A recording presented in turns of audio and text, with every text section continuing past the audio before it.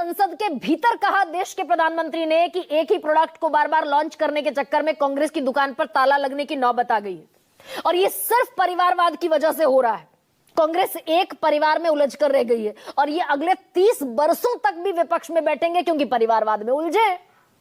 यह संसद के भीतर कहा। और भाजपा की संसदीय दल की मीटिंग में प्रधानमंत्री ने सारे सांसदों को अपने ताकीद की थी कि मेरा मानना है वंशवाद लोकतंत्र के लिए खतरा है। अगर आपके बच्चों को टिकट नहीं मिला, अगर उनके टिकट कट गए तो वजह मैं हूं, क्योंकि मेरी नजर में यह बिल्कुल नहीं हो सकता कि हम नहीं तो हमारा बेटा बेटी, ये नहीं होने देंगे, बिल्कुल नहीं होना चाहिए। वंशवाद लोकतंत्र के लिए खतरा है और हम पारिवारिक राजनीति की इजाजत नहीं देंगे। अपने यहां तो देंगे ही नहीं, जो दूसरी पार्टियां वंशवाद करती हैं उनके खिलाफ भी दम ठोक कर खड़े हो जाएंगे, खूंटा गाड़ देंगे, नहीं हो सकती। और देश के प्रधानमंत्री, भाई विश्व की सबसे बड़ी पार्टी बीजेपी को कहा जाता है, उसका सबसे बड़ा चेहरा है प्रधानमंत्री, फेस वैल्यू है उनकी। तो दरअसल आज ये तस्वीरें आपको दिखानी इसलिए जरूरी है कि जब प्रधानमंत्री नरेंद्र मोदी ताल ठोकते हैं तो क्या आज बिहार में नीतीश सरकार के गठन के वक्त शपथ ग्रहण के समय जो तस्वीर दिखी जिसमें प्रधानमंत्री नरेंद्र मोदी मंच पर मौजूद थे, वो नहीं दिखनी चाहिए थी क्या?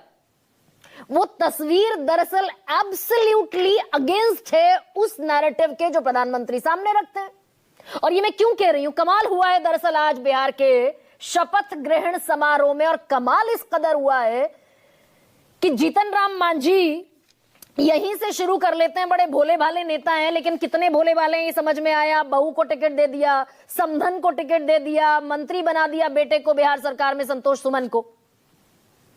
आज भी उन्हीं का बेटा संतोष सुमन शपथ ग्रहण करता हुआ दिखाई दिया बिहार सरकार में।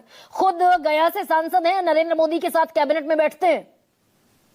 और कमाल ये हुआ था जिस समय टिकट बंटवारा हुआ, भाई बहू भी, समधन भी, बेटा भी, सब दरअसल सारे परिवार को सेट करने की जिम्मेदारी जीतन राम मांझी ने उठा रखी थी। 6 सीट मिली थी, इनमें से 4 सीटें पकड़ा दी परिवार को। उपेंद्र कुशवाहा दूसरा एक और एनडीए का घटक दल आरएलएम, राष्ट्रीय लोक मोर्चा, उन्होंने भी आज एक कीर्तिमान गढ़ा है। उन्होंने भी दरअसल स्वर्ण अक्षरों में अपना नाम अंकित कर लिया देश की राजनीति में। और क्या हुआ, याद होगा आपको वो तस्वीर जब एनडीए में सीटें मिली थी उनको लड़ने के लिए 6, और अपनी ही पत्नी को अपनी पार्टी का खुद टिकट देते हुए दिखाई दिए थे उपेंद्र कुशवाहा, स्नेहलता का ये रोहतास के सासाराम से। तो वो तो विधायक बन गई, जीत गई। अब उम्मीद ये थी कि भाई पत्नी को विधायक बना दिया, पत्नी मंत्री पद की शपथ ले लेंगी।